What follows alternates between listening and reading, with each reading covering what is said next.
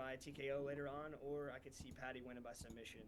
So I don't really have like a guaranteed, like I don't think, Justin's gonna go in there and demolish Patty, but I don't think Patty's gonna go in there and demolish Gaethje. I think it's a pretty even fight, man.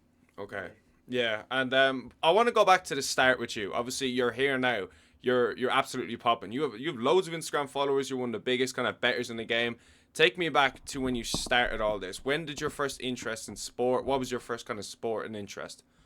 So I grew up playing like all sorts of sports. I played baseball, football. I played some basketball, but American football, I should say, Yeah, yeah, yeah, not the real football. yeah. But I was pretty athletic. And when I was young, I used to watch like Bruce Lee movies, and I thought it was like the coolest shit ever. Right? I was like, this is just awesome. I didn't really know exactly what MMA was at the time. I was a super young kid. And then when I was about 10, I started jiu-jitsu actually. This is like 2011, 2012, around then. I was really young, man. And jiu-jitsu and MMA was not that big back then. Yeah. Even UFC, there was no McGregor. It was like Chuck Liddell, Anderson Silva, GSP, those guys. And like I remember the first fight I ever watched in the UFC was Chael Sonnen versus Anderson Silva, which was like the second time, and it was a crazy fight. Yeah, I was saying. Yeah. I competed in a few tournaments as a kid, so I just like absolutely loved MMA. I stopped training for a while because I was doing other sports, but just always been an MMA fan. And as I got older, like I loved creating videos, and I was like, if I could make money off of being involved with MMA, like that's the dream. That's what I thought when I was like 19, 20. I'm still very young now. I'm only 23, but like if you grind hard and you have a clear vision, I think you can do anything like in this world, really, man. 100%. And it's funny you said that. Brings me on to my next point. I actually watched your YouTube video where you were in the kind of like a desert. You were saying, "I'm 22. I've packed up, and I'm here chasing my dream." What vision did you have, and what led you to get to that vision? Because either Dana White says that's something you're born with something like that. But what took you down that path? Because you're 22 and you just pack up and chase something that seems impossible to so many. Where did that self belief take me back? I'm so intrigued with this stuff. Man, I feel like a lot of it, it's like I hate to say it, but like a lot of people are born with it. Like if Yeah. you have that inside of you, like if you have that constant feeling of like you want to do something, and like whatever it is holding you back. I worked a ton of shitty jobs growing up. I worked pushing carts out of stores. I worked bussing tables. Like worked in factories. I've done a lot of things at a young age. I feel like, so I have a wider perspective than a lot of people. Younger people. I feel like. And I think that a lot of people who are drawn towards something, if they don't go for it, they're really going to regret that in life. But, I think if you're young, even if you're older, but if you're young and you have that feeling, like you just got to go for it, because if you don't, you're just going to have that regret, and it's going to eat you alive worse than if you failed, you know? Yeah. And was regret fueling you? Like, I need to do this now. It's now or never kind of thing. Yeah, it was. Like, not to say, like, I've always been super competitive, whether it was in sports or anything I've done. And like, I saw other people doing it, and I was like, dude, I know I can do that. Like, Yeah. I'm nowhere close to where I want to be. I have many more things I want to do long term. But, like, I just knew that I was like, if I give this my all, I can't fail. And that's with, like, everything. If you go to the gym every day and you show up every freaking day, dude, and you do your repetitions, you're going to get bigger. But Mm. that's just not even about the gym. That's in life. If Yeah. you show up at anything, you're going to get good at it. you Yeah. know 100%. I resonate with a lot you're saying there. I work out every single day, and I saw one of your TikToks saying that it's about building your kind of mental strength up as well. And you said something about shaping your reality. How big into manifestation are you? I'm pretty big into it, not as big as I used to be. I felt like uh, recently I just been so focused that I haven't really paid as much attention to like my inner self. But I think when you really dive into your brain and you sit there and you think very critically, which a lot of people don't do because they're distracted by whether it's social media or whatever stresses they have in their life that weighs in their mind. But if you could take time, even if it's 15, 20 minutes every day, to really think deeply about what it is that you want to do, like you're gonna understand yourself a lot more than those who don't. Like I would, for example, I would sit in the sauna a lot after I'd work out, just because I felt like that's where I had a lot of peace. There's nobody around me. I'm kind of isolated. And I'd sit there and either like write things down or just think about what it is I need to do that day or what's coming up. And really even like breath work and like a little bit of meditation, I think is slept on nowadays. Okay. But I wouldn't say it's essential, right? Like I don't think like guys that don't do that aren't gonna see success. I know tons of people who are much more successful than I am that just wake up and they just do it. Yeah. But for me, I think having that routine helped me out a lot, and I think I wouldn't necessarily be as far as where I am right now if I didn't stay so focused on that. Like, I had no, like, there's plenty of times I could have done other things or gone out, and you got to say no, man, because believing in yourself and doing what you know is going to get you to that path and trajectory is more important than short term dopamine. Yeah. And when you were 22, is 22 when you started to really chase this? Yeah, about 21. I was making videos for years, man. Like, I used to make just random shit, like fitness stuff for a long time, and I didn't have that clear niche, I guess you could say. And what really made me get into like UFC only content was, like I said, I've always loved MMA, but I remember I went to my first ever like UFC fight in person. This was 2023, in Nashville, UFC Fight Night. This first one, I've always been a big fan. It was the first one I ever watched, and I was already making content at the time. But I went there and I was like, dude, like, this is it. Like, it was some people have that, like, this is what they want to do moment. And, like, for me, that was it. Like, I went home that day. I had tons of other content I was, like, doing at the time, like I said. But I went home that day, posted every day for, like, 7 months, didn't miss one day. Just picked up the camera, just talked about UFC, like, whatever was going on, really. Did you start off on TikTok? Did you blow up on TikTok? Yeah, so I used to be bigger on TikTok. I got banned. Nice. Like, I mean, they're very sensitive. It's not. Yeah, very. So I was actually streaming and I got banned a couple years ago, but it was over some gambling stuff. You can't talk about a lot of like betting on TikTok. Okay. Now, but yeah, I had 150,000 followers on TikTok at like my peak on there. Okay. I'm trying to grow my TikTok as well, and I'm struggling to really grow with it. When did you start to see the real numbers grow up? What was the kind of thing you did? I mean, everybody says it, but like consistency is the most important. Like if you're consistent and you're uploading, for me, it was like 3 to 4 times a day. And with UFC, it's a little bit more limited because, right, like how much can you really Yeah. up with it, right? It's very momentum based. That's what I've had to learn. Absolutely. It's stock, man.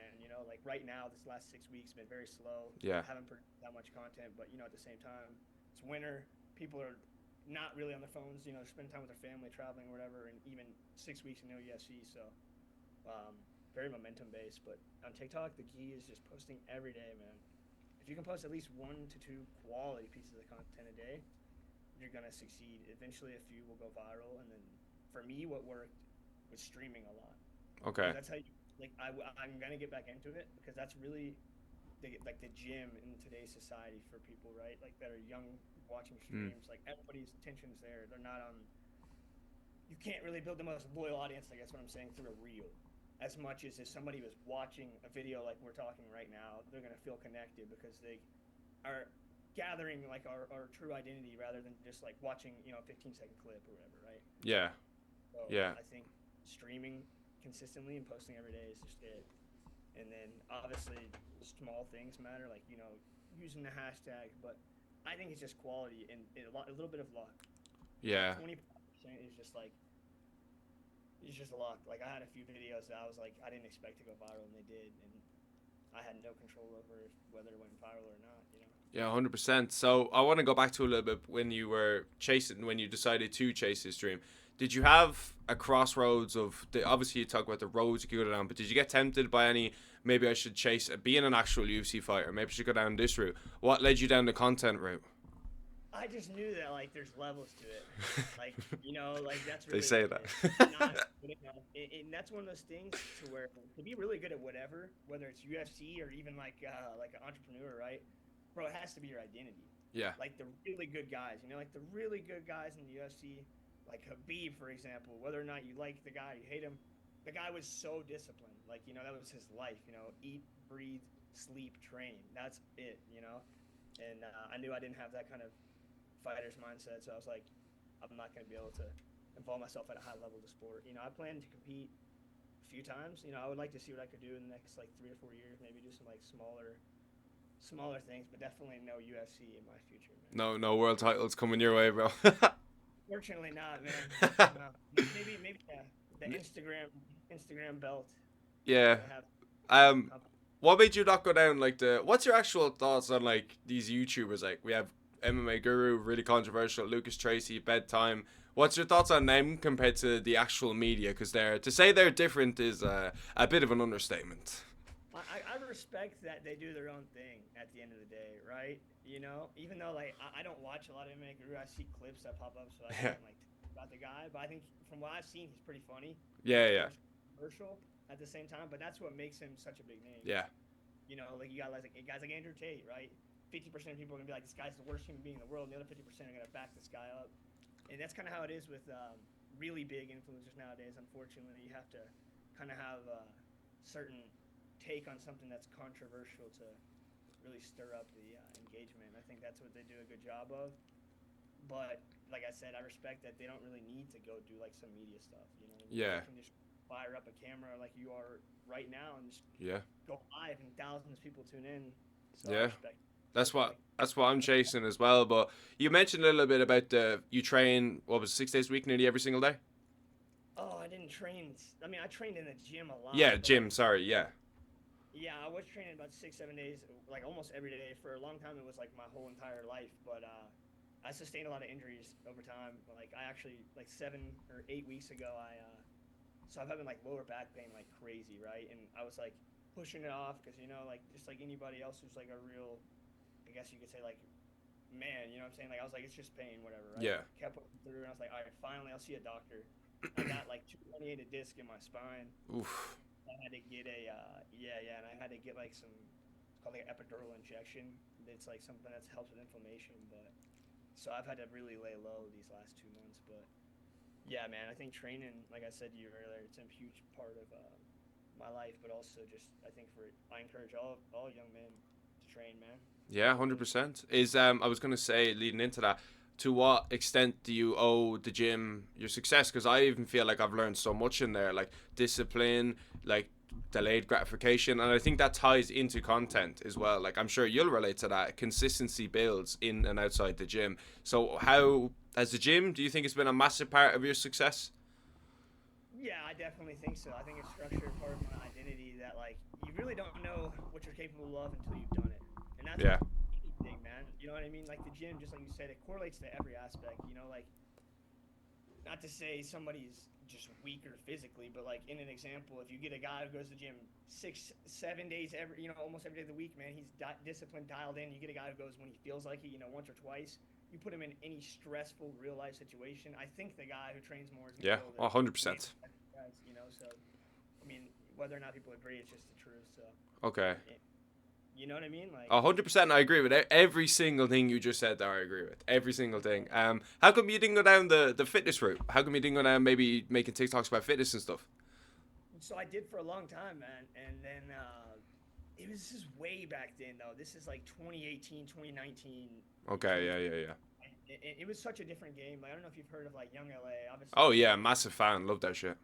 right. Like I knew Young LA, and I saw them when they had like 10K. Right. Like literally they had 10K. Like I didn't know they were gonna be this big. I'm just using them as an example of how like long I was in this game, and I was posting fitness stuff, and I was doing pretty good with it. But I didn't really know what I was gonna go with. Didn't know how far I was gonna go with it because at the same time, it's one of those things like I don't want to be personally a bodybuilder. And like a lot of these guys, I don't know how much is this going on YouTube, right? I don't know how much you can say about it, but a lot of these guys, I'm just gonna put it as not natural, right? Yeah, yeah, yeah.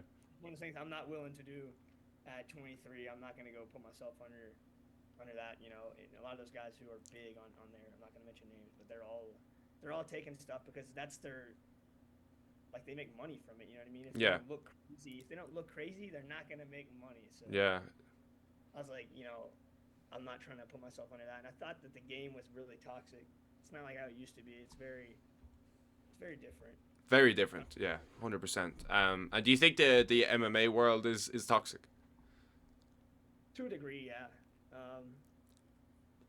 I think in every niche there's some toxic parts Yeah, to it, but I'll say, I mean, a little bit, but not that much really compared to others, right? yeah. I I think agree. it's a lot.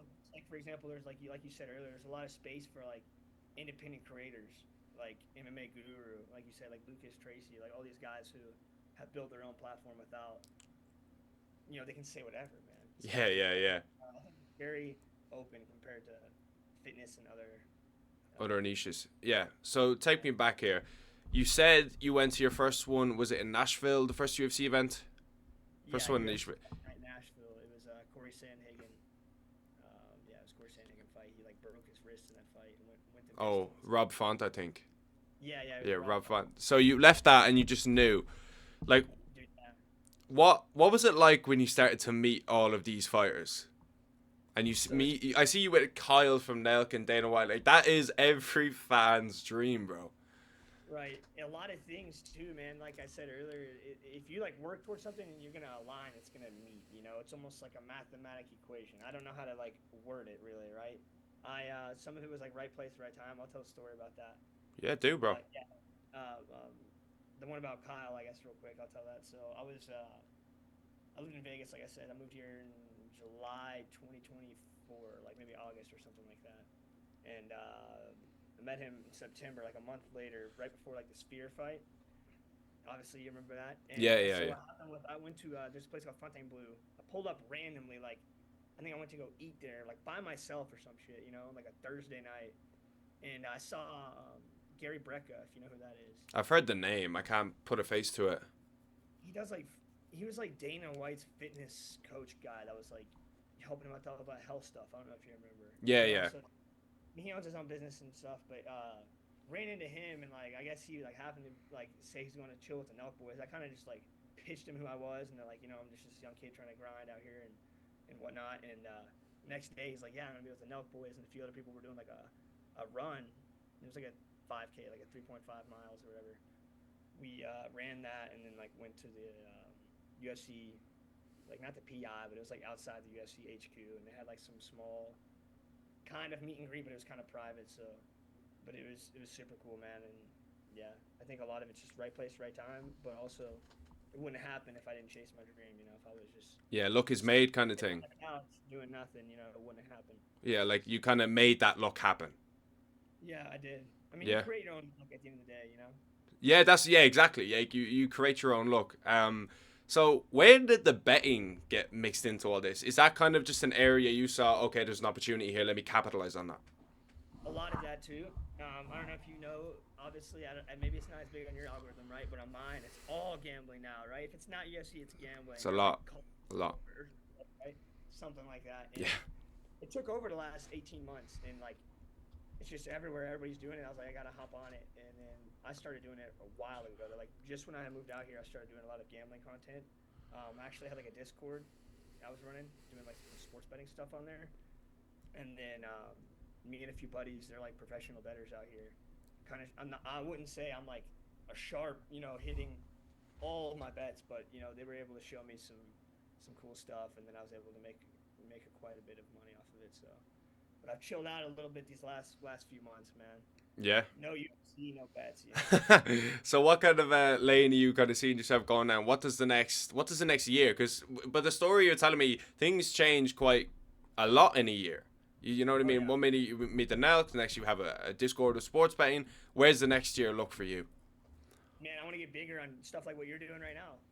Interviewing people. I think the key to social media, like I brought up earlier, streams, collaborations, and like real time stuff. Like you can get viral on Instagram. Like you can get viral from some reels, you know, if they pick up some views. But to build a real audience of people that resonate with you, it has to be long form content. I It agree, has to be 100%. streams, has to be YouTube. But I think you're doing really well, man. Like if you just collab Thank with a you, lot bro. of people, if you collab with a lot of people, people are going to you're gonna get their audience, and as well as like that's just like what it takes nowadays too. Like hustling. Like you DM'd me. I mean, I reached out back to you, Yeah, and I appreciate it. Thank you. Yeah. So one thing I've learned from this journey is that you can get bogged down on views and subscribers, and you compare yourself. Like I remember I started my channel the same time as bedtime, and he fucking blew up way more than me. Like I've only got a thousand and a couple hundred subs, but it can beat down on you constantly chasing your dream. And I'm sure you hit those hurdles as well in your life where you might, things kind of go wrong and stuff. But what was it that got you over those hurdles? a lot of I hate to keep repeating myself, but I think it is just momentum, bro. Yeah. Like I would have times just like you said. In the worst, yeah, and I know you know this too, man. The worst is when you really think something's gonna do good, and then it flops, Oh man, the worst thing ever, bro. but it really like combats itself because sometimes you'll have things that you think might flop that do good. So it's like I don't know. It's almost nowadays really a volume game, you know. Like you just gotta if you post every day, like eventually some shit's it's gonna pop off. And I think the key too is sticking to what works. You know.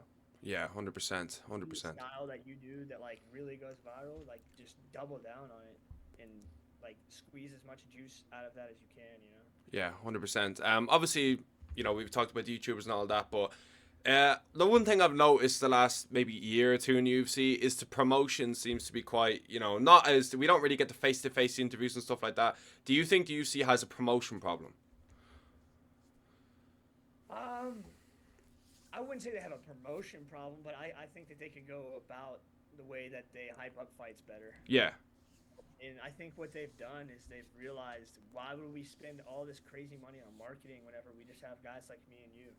Yeah. You know, like, I think they're like doing their dirty work. Kid in his bedroom who's 16 on his freaking iPhone just made an edit that got us 5 million views. You know, I kind of get where they're coming from, but at the same time, yeah, it's not as like, I know we've all seen a video of the Jose Aldo McGregor. You know, Oh, a million times, bro. Yeah. I think they should go back to more of those, but more importantly, I think they have a UFC superstar problem. Absolutely, 100%. I thought O'Malley was going to be it. We have the big names. Inactivity, I think, is killing the sport, bro. I think that's the number one thing. Who do you think could be the next star? I believe it could be Taporia, even though he's already massive. But the thing is, with his issue, it's like, It's tough, yeah, it's tough. Here's the thing: nobody will ever be McGregor. You know, No.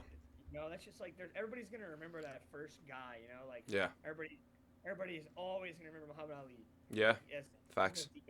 no matter what, just because he was like that. And if we really look at it, like, he's not the greatest boxer of all time. You know what I mean? He Yeah. carried so much of a weight and had that name, and the way he talked, and the same thing even with McGregor. Like, he was a crazy fighter. What he did was unbelievable. It'll never probably be done again at that like stardom level. But there will be guys like Taporia that creep up. But it's the volume of fighters. That's what the issue is. They've only got maybe 8 guys that are active that are like 100%. 100%. Yeah, I couldn't agree with you more there. I have a question. Do you have a personal relationship with Dana White? I wouldn't say like one-on-one, like I'm a text the guy. Yeah.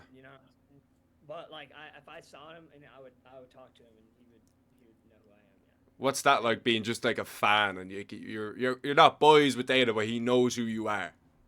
It's cool, I guess. I saw him a lot actually, because I don't want to like dox where he like lived, but I used to live in the area right by him, and like I would see him a lot out at like the restaurants and casinos and stuff, and so I kind of became familiar with him like that randomly. But the first time I ever met him actually was I had just moved out here, and it was like 3 weeks. Literally, it's wild just because I told you like the Nelk Boys story. This one's pretty wild too. I was just at the Bellagio, which is like a really big casino here in Vegas, and I was just like walking, like right by the sports book, and I was like, what the fuck? I was like, that's Dana White right there. Like literally just like looked over my shoulder, like right there. And I swear, dude, it could have been like more like out of a script of a movie. I'm like, dude, he's right there. So I go up to him, and like fortunately I was just at the Power Slap like a week before. And I like met him there, but I only talked to him for like 1 minute. That was it. So I didn't think he'd remember me. And when I went and talked to him, he was like, "How was Power Slab?" Asking me about. So I was like, "Damn, I guess he kind of remember me, Yeah. The second, but I've met him probably like 10 times now. But I'm not like buddies with him. Yeah. I don't even know. I think he likes me, but I don't even think he has any thoughts on it. He's probably just like, this kid makes videos, whatever. Yeah. Do you have any connections with any actual fighters? Like, are you boys with anyone in the space? I'm like cool with a few guys. Cool with a lot of smaller like upcoming fighters, but I'm not like good friends with like anybody massive. Yeah. Have you had any like sour experiences with fighters? That's one they always know. They say don't meet your idols. I've always wondered. I had one little strange encounter with Covington one time. Shock. Yeah, right. But it wasn't like wild, It was more so just like, I don't know, maybe it was like misunderstood. Can we get the story, or is it under wraps? I don't know. I don't want him to beat my ass. He ain't beating anyone's ass the last couple of years, but John Edwards with me, and I'll be all right. Listen, I'm gonna ask you one more question, because I really appreciate your time, and I've had a great time chatting to you, man. Obviously you're absolutely popping at the moment, but I'm trying to get into this interview space. I want to ask a question at the end. Obviously you're covering the event at the weekend. You're doing extremely well for yourself. But how is Spencer Martin, the man, doing behind all of that? Just how are you feeling? I feel pretty good, man. I feel like I'm going down the right trajectory, which is like powerful, you know. Yeah. You know, every man at the end of the day though has those doubts, those like, you know, that thought in the back of your head of like, could I, you know? But at the end of the day, like, you gotta just go for it. Yeah. It goes back to what I said earlier, and like, how old are you right now, man? Are you 23, I'm the same age as you, and I'm chasing this shit with all I have. I'm chasing with all I have. Exactly. Yeah. Yeah, bro. If you go all in on anything, you can't fail. I mean, that's like the best piece of advice I'll give anybody. Okay. Like, if we live in this generation where people are just so distracted, man, like, you already have a clear focus. Like, look what you're doing right now, bro. It's fucking 10 o'clock, you know, Yeah. on Thursday night. You know, like, what the mass majority are doing? Like, nothing. Yeah.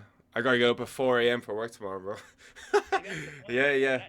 You're gonna win. Like, you know what I mean? Thank you, cannot bro. fail. You try. That's just the key, man. And just like being consistent every day, just doing the things you don't want to do. Sometimes you gotta do it, man. Every single day. That's my motto. But listen, bro, I really appreciate your time. I actually really enjoyed that, and I hope you could take at least one thing. And I wish you all the best in the future, bro. And yeah, hopefully one day we might run into each other at the UFC or some shit. I'm sure we will, bro. Yeah, nah, keep it up, man. Like, you ask great questions. I'm sure you'll go very far. So. Thank you so much.